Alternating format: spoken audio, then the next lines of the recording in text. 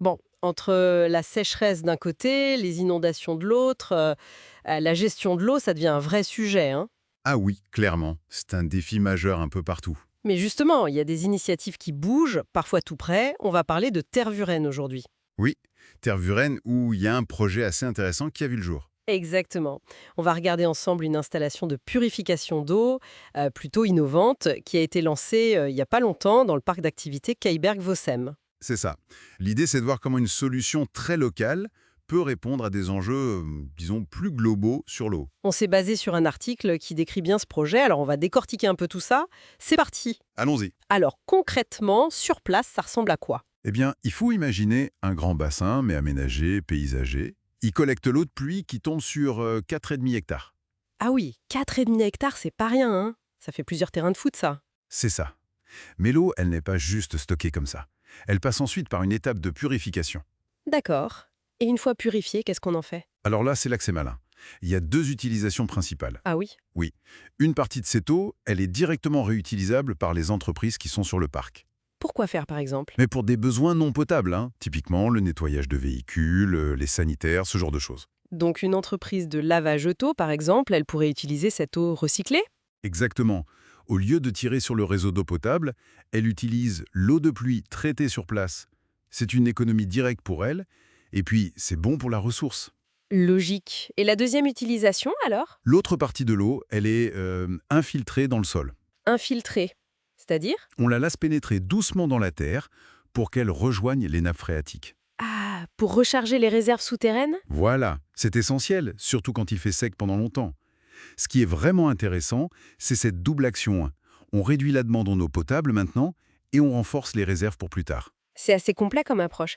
Et j'ai lu qu'il y avait aussi une dimension intelligente dans la gestion. Qu'est-ce que ça veut dire ça? Oui.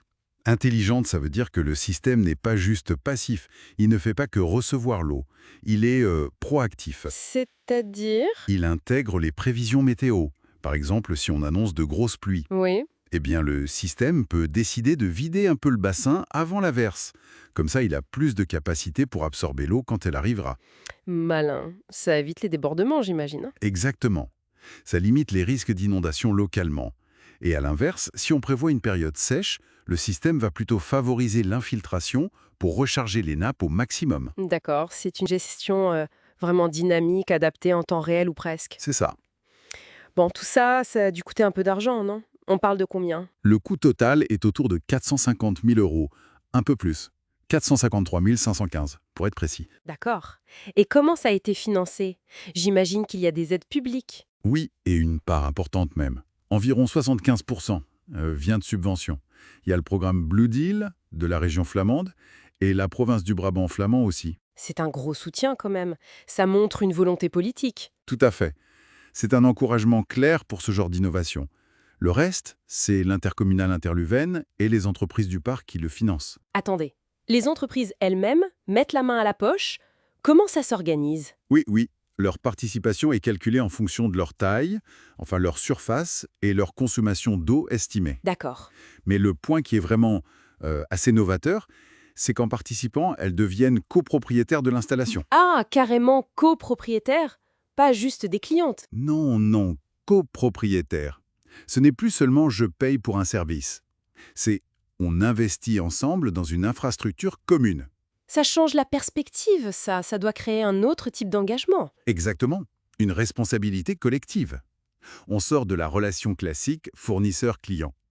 Et pour boucler la boucle, il faut noter que la commune de Tervuren, elle, cofinance Interlevin.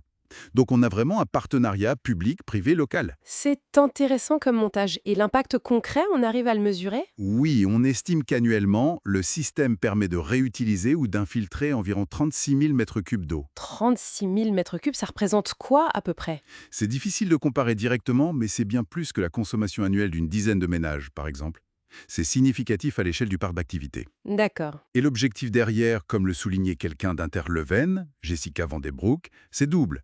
D'abord, préserver les réserves d'eau pour l'avenir, Logique. et ensuite, permettre que l'activité économique puisse continuer, mais de manière durable, sans trop peser sur ces réserves. Et apparemment, près de la moitié de cette eau traitée peut être stockée sous terre. Une sorte de réserve pour les périodes sèches, quoi. Voilà, un peu comme un compte épargne en eau. Et il paraît que ce projet commence à faire parler de lui au-delà de nos frontières. Oui, effectivement, il a suscité de l'intérêt à l'international, il y a eu des visites, notamment une délégation slovène avec des experts, des étudiants. Ah oui? Ils sont venus voir comment ça fonctionne concrètement. Ça montre bien que ce type de solution locale, ça intéresse et ça pourrait être une source d'inspiration ailleurs. Donc, si on essaye de résumer un peu tout ça, on a une solution technique bien adaptée à un site précis, Oui, un montage financier collaboratif qui implique vraiment les utilisateurs finaux, les entreprises, c'est ça, la copropriété. et des bénéfices concrets, à la fois pour l'environnement local, moins de risques d'inondation, recharge des nappes, et pour l'économie de l'eau, moins cher pour certains usages. Tout à fait. C'est une belle illustration de ce que peut être une gestion durable de l'eau à l'échelle, ici, d'une zone d'activité. Et ça pose la question de savoir si on peut le faire ailleurs, j'imagine. Exactement. Est-ce que c'est un modèle réplicable? Alors, bien sûr, chaque endroit est différent. Chaque parc d'activité a ses spécificités. Mais le principe de base, Lequel? celui d'une gestion intégrée de l'eau sur place, capter, traiter, réutiliser, infiltrer et gérer les pics de pluie. Ça semble une piste vraiment pertinente pour beaucoup d'autres zones qui font face aux mêmes défis climatiques. Oui, c'est vrai. Et c'est peut-être là-dessus qu'on peut terminer notre réflexion pour aujourd'hui. Oui, Est-ce que ce type de système, cette gestion de l'eau vraiment hyper locale, pensée sur mesure pour un site donné, pourrait devenir plus qu'une simple expérimentation?